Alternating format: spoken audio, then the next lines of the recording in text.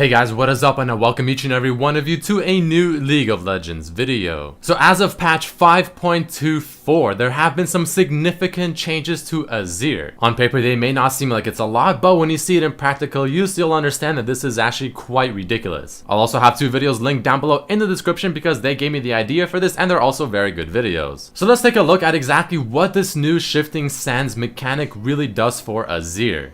So before, if Azir ever caught up to his soldier while using shifting sands, he would instantly stop at that location and the soldier may still continue, but now you see that Azir follows the soldier the full way no matter what. So if you've never played Azir before, or only maybe a couple of games, well, this is actually quite easy to do. All you have to really do is use your E ability on the soldier, and as you're about to connect to the soldier, you use the Q ability in a different direction. So let's take a look at one in slow motion to further understand this. So first, of course, you start off by having a soldier actually placed somewhere. The first thing you want to do is use your E ability on the soldier. Now the trick here is to wait until you're almost touching the soldier or at the end location of that soldier before using the Q, as you see in this clip right here. Now the reason this works as so is because when you are at this stage and on top of this soldier and then use the Q, that soldier right there's Q range is actually the full range as if you were just normally standing beside the soldier and then using your Q. So with this you can go the maximum duration and it's very effective.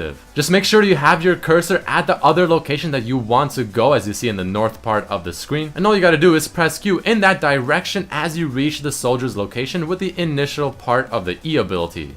So this makes even tricks that were somewhat difficult before, like the famous banana trick with Azir, a lot more simple to the point where you really can't mess it up. So naturally, some of the things you are able to do with this new trick and mechanic are much more simple than others, but again, the fact that the possibilities are there is the main thing. Now, even though it is so much more simple, it is still very easy to mess up, so you have to be careful and please get a few practice games in to know not only where you can actually do the most efficient types of jukes or just overall mechanics with the new E, but also just for the sake of not messing up, because you can still mess up by going to the soldier and then using the E ability too late and just not moving anywhere at all. But there's really more to this mechanic than I just showed, and it really just comes down to throwing in your ultimate in between what you just did with that first example. Now I want to throw this out, this is much more difficult. It took me a very long time to understand how this works, and even then it is still difficult. But this is definitely one of the coolest things I have seen with Azir ever since his release. So now prior to this change, the best way to insect your target with Azir is to throw down your soldier that you use for the harass, and then you want to simply just go behind the target with the EQ combo, of course hitting them with the E usually to knock them up or at least to get right on top of them, and then you ult them back to your team. But the problem with this is that it sometimes will require you to use your flash, but it'll also put you in the heat of the battle, probably beside the rest of the enemy team, and it can be very dangerous.